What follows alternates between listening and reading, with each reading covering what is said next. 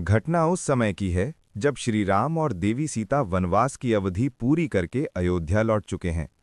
अन्य सब लोग तो श्री राम के राज्याभिषेक के उपरांत अपने अपने राज्यों को लौट गए, किंतु हनुमान जी ने श्री राम के चरणों में रहने को ही जीवन का लक्ष्य माना।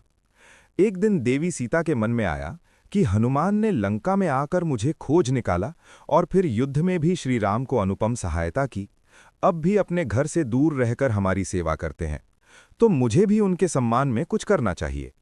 ये विचार कर उन्होंने हनुमान को अपनी रसोई से भोजन के लिए आमंत्रित कर डाला। माँ स्वयं पकाकर खिलाएंगी आज अपने पुत्र हनुमान को। सुबह से माता रसोई में व्यस्त हैं, हर प्रकार से हनुमान जी की पसंद के भोजन पकाए जा रहे हैं। एक थाल में मोतीचूर के लड्डू सजे हैं तो दूसरे में जलेबियाँ, पूड़ी और कचौरी और बूंदी भी पकाए जा रहे हैं। आज किसी को भोजन की आज्ञा नहीं जब तक कि हनुमान न खा लें। प्रभु राम, लक्ष्मण, भरत और शत्रुघ्न सभी प्रतीक्षा में हैं कि कब हनुमान भोजन के लिए आएं और कब हमारी भी पेट पूजा हो। दोपहर हुई और निमंत्रण के समयानुसार पवन पुत्र का आगमन हुआ। बड़े शौक से आकर माता की चरण वंदना की और अनुमति पाकर आसन पर विराजे। माँ परोसने लगीं और पुत्र खाने लगा।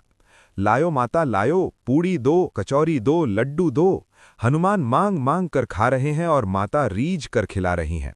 थाल के थाल सफा चट होते जा रहे हैं, पर हनुमान की तृप्ति नहीं हुई। माता ने जितना पकाया था सब समाप्त, किंतु अभी पेट कहाँ भरा लल्ला का। माता सीता पुनः भागी रसोई की ओर, पुनः चूल्हा जलाया, पकाना आरंभ किया। उधर हनुमान पुकार रहे हैं, माता बहुत स्वादिष्ट भोजन है, और दीजिए, अभी पेट नहीं भरा। माता पकाती जा रही हैं, हनुमान खाते जा रहे हैं। भंडार का सारा अन्न समाप्त। माता पर धर्म संकट आन पड़ा है, क्या करें। भागी गईं श्री राम प्रभु से सहायता की गुहार करने। प्रभु आप ही कुछ कीजिए और भंडार का प्रबंध कीजिए, ये हनुमान तो सब चट किए जा रहा है। श्री राम सुनकर हंस दिए, बोले, सीते, तुमने मेरे भक्त को अब तक नहीं पहचाना। उसका पेट इन सब से नहीं भरने वाला, उसे कुछ और चाहिए। देवी ने पूछा, क्या है वो वस्तु जो मेरे हनुमान लल्ला को तृप्ति देगी। राम जी बोले, चलो मेरे संग।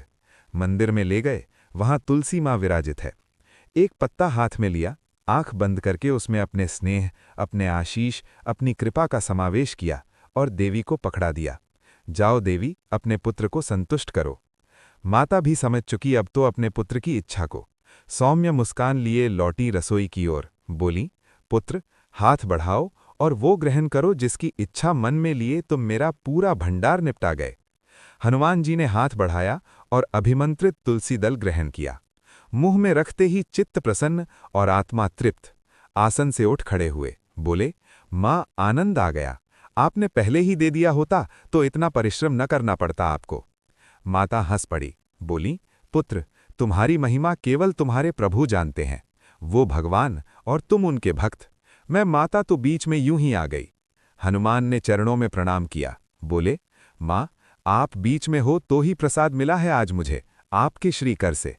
माता के नयनों में आनंद के अश्रु चमक आए और मुख से अपार आशीष अपने हनुमान लल्ला के लिए हैं।